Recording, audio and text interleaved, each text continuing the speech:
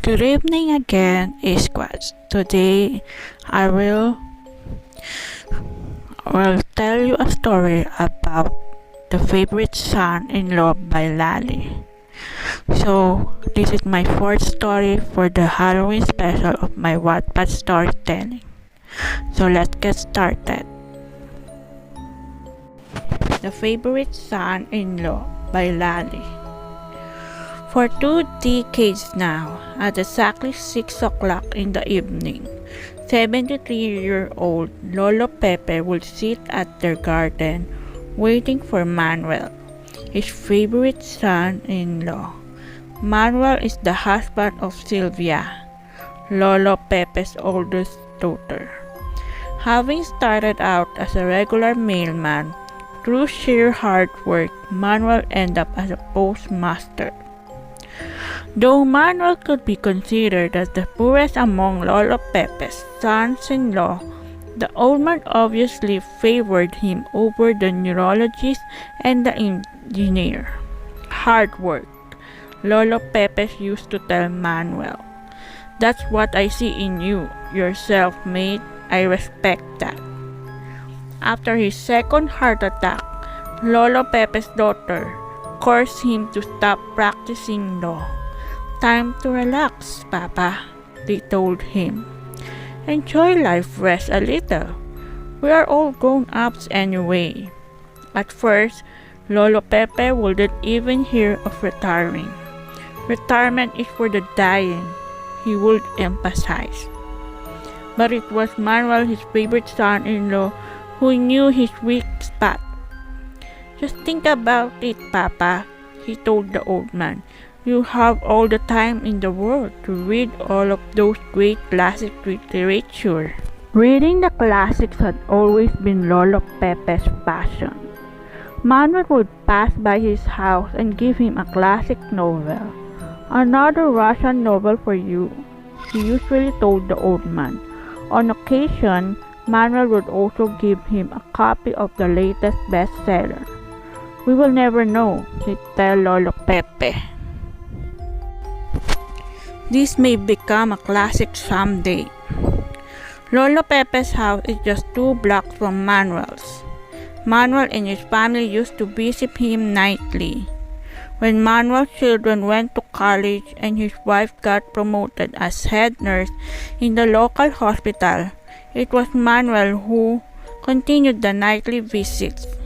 He would sit with the old man in the garden, talk about anything at all, then reminded the maid about the medicines to be taken by Lolo Pepe and the food that should be prepared for him the following day. Lolo Pepe appreciated such nightly visits. In fact, he actually looked forward for each visit. He couldn't wait to share his thoughts about the novel he was reading, the musings he'd had about life in general, and all of those memories he had about the life he'd lived. Manuel was a good listener with a smart head for stimulating conversations. It was almost 7 o'clock in the evening, and Manuel hasn't arrived. Lolo Pepe was about to call his mate to check on Manuel's wife as to the possible whereabouts of Manuel. But his favorite son-in-law never disappointed him. He came puffing and sweating. Hi, terrible Papa, Manuel said as he sat in front of Lolo Pepe. The traffic was cruel. There's this road accident. Did you walk? Lolo Pepe asked. Didn't you use my car today? Had to have the brakes repaired? When Manuel was about to leave, Lolo Pepe asked him if he wanted to talk to the maid. Manuel grinned, shook his head, and said, I don't think I have to. I trust her. She always knows when to have you take your medicines and what food should you eat. She even knows what color suits you best. With a chuckle between them, Manuel left Lolo Pepe. The following day, Manuel was on time. He noticed that Lolo Pepe was already nearing the end of the novel that he was reading. "You're really a fast reader, Papa," she commented. "But I won't be able to give you another novel soon. It's near Christmas time. We've been busy at the post office." Lolo Pepe waved his right hand. "You need not worry about my reading," he said. "I haven't finished with the others you gave me for my birthday last month. Will take me a month or so to finish reading those 5 chick novels." Shortly after Manuel left, Lolo Pepe was surprised to see Sylvia. "You just missed your husband," he told his daughter. "He was here?" "Of course. Where else would she be at 6 o'clock in the evening?" For a while, Sylvia couldn't find her voice. "Are you sure? Am I senile?" Sylvia held her father's hand. "Yes," she was able to muster. Where else would he be? The nightly ritual continued. Sylvia and the maid were watching Lolo Pepe from behind the window as he talked to his favorite son-in-law. "Can he actually see him?" asked the maid. Sylvia shook her head. "I don't know.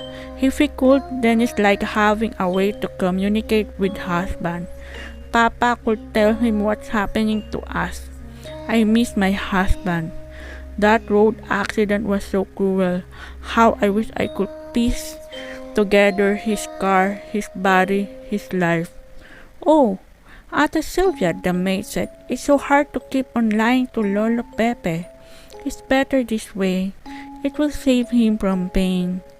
They continued watching Lolo Pepe. He was laughing with his favorite son-in-law, seen only to him. Kung nagustuhan nyo ang aking storya, ang aking pang-apat na storya ngayong araw o ngayong gabi, ay mag-like, subscribe, and kung nagustuhan nyo ay maraming salamat sa panonood. At magbibigay ako ulit ng little sneak peek ng panglima kong storya na kukwento sa inyo bukas. A little sneak peek para sa panglima kong storya na ikukwento sa inyo bukas. Ang Pagpaparamdam by Geneno Dig. Taon-taon hindi nakakaligtaan ng pamilya Estabaya ang sama-sama tuwing bagong taon. Noong nabubuhay pa si Lolo Tonyo, ang padre de pamilya, ay laging pinapaalala nito sa kanyang mga anak na kailangang buo ang pamilya. Matagal-tagal na ring patay si Lolo Tonyo, pero hindi nito nakakaligtaang sumama sa pagsalubong ng bagong taon. Walang taong hindi nakakapiling ng kanyang pamilya si Lolo Tonyo. Unang gabi ng bagong taon, abala ang lahat sa paghahanda ng pagkaing pagsasaluhan ng mag-anak. Kung sa medianoche ay kakaunti lang ang oras, kung saan sama-sama kumakain ang mag-anak, sa unang gabi naman ay kabaliktaran. Nasa labas ng bahay ang halos lahat ng miyembro ng pamilya Estabaya. Tangi si Lola May, ang asawa ni Lolo Tonyo, na lamang ang naiwan sa bahay, kasama ang kanyang panganay na anak na Tilde. Bago pa man pumasok si Ja sa kwarto ng kanyang lola, sa bungad pa lamang ng pinto ay may tila naghagis ng basahan sa kanyang harapan. "Ay, bakit napano ka?" ang tanong ng lola. "Kayo po ba ang naghagis ng basahan sa loob ng kwarto?" ang tanong ni Ja sa tita, sabay tuo sa basahang nasa sahig. "Hindi, nag-uusap kami rito ng lola mo," ang agad na tanggi ng tiyahin. "Kasi po bigla na lang may parang nagbato ng basahan. Ako lang naman ang tao sa kwarto. Kayo ni Lola nag-uusap dito sa labas." Pagkatapos ang sinabi ni Ja, at naalala ng Lola ang kanyang asawa. "Ako ang naghagis ng basahan. Nakita ko kasi iyan dito. Nakakalat kaya tinapon ko na dyan sa loob ng kwarto." "Pero Lola, malayo po kayo sa pinto at saka parang hindi naman malayo ang pinanggalingan ng basahan." Palibhasa ay madaldal, ikinikwento ni Ja ang kanyang naranasan sa iba. May isa ring anak na nagkwento na panaginipan daw niya ang kanyang tatay.